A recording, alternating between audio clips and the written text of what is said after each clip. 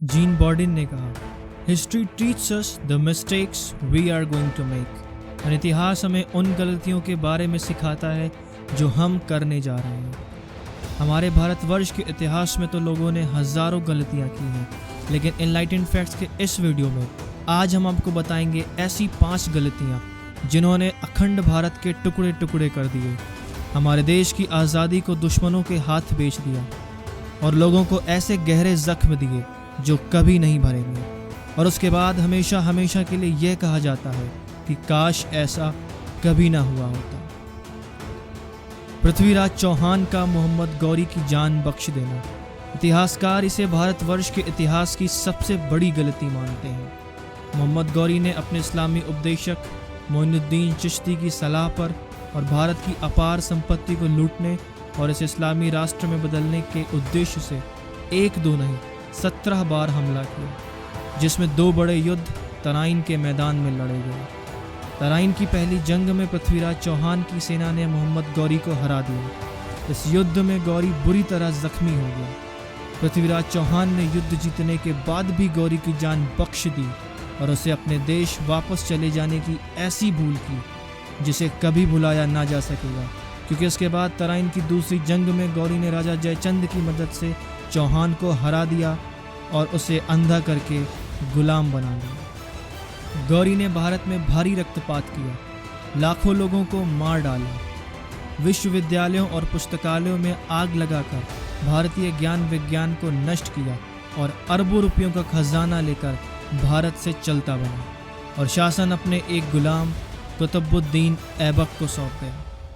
पृथ्वीराज चौहान भारत का अंतिम हिंदू सम्राट माना जाता है और उसकी हार के बाद लगभग 700 वर्षों तक भारत तुर्कों, अफगानों और मुगलों के गुलाम रहा। इस दौरान लगभग सभी शासकों ने भारतीय मंदिरों को तोड़ा, लोगों पर जजिया कर लगाए, उनका जबरन धर्म परिवर्तन कराया, देश में शरिया कानून लगाए, महिलाओं की ज़िंदगी नर्क कर दी, शहरों और स्मारकों का नाम बदला, भारतीय संस्कृति को मिटाने की पूरी कोशिश की गई और समय समय पर अरबों रुपयों का खजाना अफगानिस्तान, तुर्किस्तान और ईरान ले जाया गया।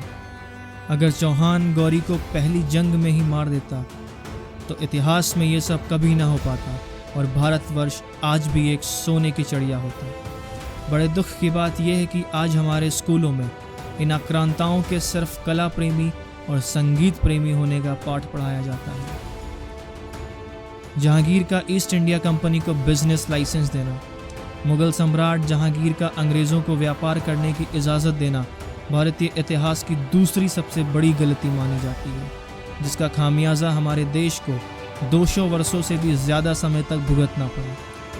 1608 में कैप्टन विलियम हॉकिंग इंग्लैंड के राजा जेम्स प्रथम से एक पत्र लेकर जहांगीर के दरबार पहुंचे। जहांगीर ने अंग्रेज़ों को फैक्ट्री खोलने की इजाज़त दे दी, लेकिन उसे पुर्तगालियों के दबाव में यह आदेश वापस लेना पड़ा। अगली बार 1612 में एक बार फिर अंग्रेज़ भारत आए और पुर्तगालियों से लड़कर उन्हें वहां से भगा दिया। जहांगीर अंग्रेज़ों की नौसेना से प्रभावित हुआ और उसने अंग्रेज़ों को 1613 में सूरत में एक फैक्ट्री खोलने की इजाज़त दे दी। उसके बाद धीरे धीरे अंग्रेज़ कहीं छल से तो कहीं बल से अपना प्रभाव बढ़ाने लगे। शशि थरूर ने अपनी book an era of darkness the British empire in India में बताया कि 1700 में भारत दुनिया का सबसे अमीर देश था और ग्लोबल जीडीपी का 27% था, लेकिन 1947 तक भारत दुनिया के पिछड़े देशों में से एक बन गया और उसकी इकॉनमी ग्लोबल जीडीपी के सिर्फ 3% रह गई। इकॉनमी को बर्बाद करने के अलावा अंग्रेज़ों ने भारत को कई तरह के कष्ट दिए। भारत में पड़े अकाल में ब्रिटिश नीतियों की ही वजह से 3 करोड़ से ज़्यादा लोग मर गए, जिसमें बंगाल का अकाल सबसे बुरा था, जिसमें 40 लाख से ज़्यादा लोगों की मौत हो गई। जब बंगाली भूख से मर रहे थे तो विंस्टन चर्चिल, जो उस वक्त ब्रिटेन के प्रधानमंत्री थे, उन्होंने बंगाल का अनाज ब्रिटेन को भेज दिया। प्लासी वॉर में मीर जाफर का अंग्रेज़ों का साथ देना। 1757 में हुगली नदी के किनारे प्लासी वॉर अंग्रेज़ों और बंगाल के नवाब सिराजुद्दौला के बीच लड़ा गया। अंग्रेज़ उस समय अपनी सैन्य ताकत बढ़ा रहे थे और जगह जगह किलेबंदी कर रहे थे। बंगाल उस समय भारत का सबसे समृद्ध, धनी और ताकतवर राज्य था। सिराजुद्दौला ने अंग्रेज़ों की किले बंदी का विरोध किया और प्लासी मैदान के सामने दोनों सेनाएं आमने सामने आ खड़ी हुई। सिराजुद्दौला के पास 50,000 से भी ज़्यादा सैनिक थे और अंग्रेज़ों के पास मात्र 3,000। तभी अंग्रेज़ों ने सिराजुद्दौला के सेनापति मीर जाफ़र को रिश्वत दी और उसे नवाब बनाने का प्रस्ताव दिया और बदले में उसे अपने सैनिकों के साथ युद्ध में भाग न लेने को कहा गया। मीर जाफ़र का यह प्रस्ताव स्वीकारना न केवल बंगाल के लिए बल्कि पूरे देश के लिए महंगा पड़ा, क्योंकि प्लासी युद्ध जीतने के बाद से अंग्रेज़ों को रोक पाना नामुमकिन हो गया और कुछ ही वर्षों में उन्होंने पूरे देश पर कब्जा कर लिया।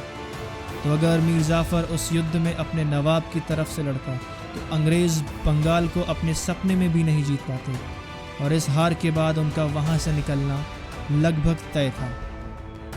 मंगल पांडे का तय समय से पहले गोली चला देना। यह सुनकर आपको अजीब ज़रूर लगेगा कि आखिर समय से पहले गोली चला देना इतिहास की सबसे बड़ी गलतियों में से एक कैसे बन सकती है। बताते चले कि 1757 में प्लासी वॉर जीतने के ठीक 100 साल बाद 1857 में भारतीयों ने अंग्रेज़ों के खिलाफ बगावत करने की ठानी। बागी सैनिकों और शासकों ने बगावत की जंग की एक नियत तिथि रखी थी कि उस दिन सभी बागी शासक, सैनिक, मजदूर और किसान अंग्रेज़ों पर धावा बोलेंगे और देश के अलग अलग हिस्सों में अचानक हुए हमलों से अंग्रेज़ी सेना भाग खड़ी होगी। लेकिन 29 मार्च 1857 को मंगल पांडे ने तय तारीख से पहले ही बगावत कर दी और उन्हें अंग्रेज़ों ने फांसी पर चढ़ा दिया। और इसके बाद गुस्साए लोगों ने अलग अलग समय पर अलग अलग जगह बगावत की, जिसकी वजह से विद्रोह संगठित होने की बजाय पूरी तरह से बिखर गया और अंग्रेज़ विद्रोह को कुचलने में कामयाब रहे। तो अगर यह विद्रोह नियत समय पर एक साथ संगठित होकर होता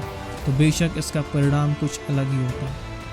और अगर पूरा देश नहीं तो देश के कई राज्य पहले ही आज़ाद हो जाते। मंगल पांडे सहित देश के उन शहीदों को नमन करते हैं जो 1857 की जंग में शहीद हुए। कांग्रेस का कैबिनेट मिशन प्लान रिजेक्ट कर देना। भारत की आज़ादी की लड़ाई के समय कांग्रेस से हुई यह गलती की सज़ा आज भी हमारा देश भुगत रहा है। वीडियो के इस पार्ट में आप ऐसे फैक्ट सुनेंगे जो आपको हैरान कर देंगे। 1946 में कैबिनेट मिशन भारत आया, जिसका मकसद देश की सत्ता को अंग्रेज़ों के हाथों से भारतीयों को सफलतापूर्वक हस्तांतरित करना था, जिसमें पहला प्रस्ताव अखंड भारत को भारत और पाकिस्तान में बांटना था। और उस समय अंग्रेज़ भारत को बांटना ही नहीं चाहते थे। ये सुनकर आपको हैरानी ज़रूर हुई होगी। ऐसा इसलिए था क्योंकि अंग्रेज़ ऐसा मानते थे कि अगर भारत एक रहेगा तो भारत छोड़ने के बाद भी वो इस पर अपना प्रभाव बनाकर रख सकते थे। उस वक्त कांग्रेस ने पाकिस्तान बनाने का साफ इनकार किया। तो ये जानकर आप चौंक जाएंगे कि मोहम्मद अली जिन्ना ने भी कैबिनेट मिशन प्लान में विभाजन की मांग को डेफिनेटली अनएक्सेप्टेबल कहा। फिर जब सभी लोग भारत के विभाजन के खिलाफ थे तो आखिर यह हुआ क्यों? दरअसल मुस्लिम लीग की मांग थी कि भारत के राज्यों को धर्म के आधार पर समूहित किया जाए ताकि आने वाले समय में मुस्लिम खुद को यहाँ पर सुरक्षित महसूस कर सके। लेकिन इससे केंद्र सरकार यानी सेंट्रल गवर्नमेंट बहुत कमज़ोर हो जाती, क्योंकि इससे वह राज्यों यानी स्टेट्स पर नियंत्रण नहीं कर पाती और कांग्रेस को यह हरगिज़ मंजूर नहीं था। दूसरी तरफ पंडित जवाहरलाल नेहरू ने देश के लिए नई सरकार बनाने और संविधान लिखने की तैयारी शुरू कर दी। इस बात से नाराज़ मुस्लिम लीग ने जिन्ना के नेतृत्व में पाकिस्तान की मांग के लिए आंदोलन शुरू किया और उसके बाद की दर्दनाक कहानियाँ हम सब ने सुनी होंगी। जगह जगह धार्मिक दंगे भड़क उठे, देखते ही देखते लोगों के घर उजड़ने लगे, जगह जगह आग लगा दी गई। 1 करोड़ से भी ज़्यादा लोगों को सीमा पार करनी पड़ी और 10 से 20 लाख लोगों को अपनी जान गंवानी पड़ी। यह घटना आधुनिक विश्व की सबसे बड़ी तबाहियों में से एक मानी जाती है। अगर उस समय के नेताओं ने आपसी सहमति से बात बनाई होती तो अगर बंटवारा हो भी जाता तो शायद लाखों घर तबाह नहीं हुए होते। यह नुकसान कांग्रेस नेताओं के इतिहास की सबसे बड़ी नाकामयाबी है। तो इस वीडियो में हमने बताई आज़ादी से पहले की ऐसी गलतियाँ जिनके लिए अब सिर्फ हम यह कह सकते हैं कि काश ऐसा कभी ना हुआ होता। अगर आपने हमारे चैनल को सब्सक्राइब नहीं किया तो तुरंत करें, क्योंकि अपने अगले वीडियो में हम आपको बताएंगे आज़ादी के बाद की ऐसी 5 सबसे बड़ी गलतियां जो शायद ही आप जानते हैं। Subscribe now.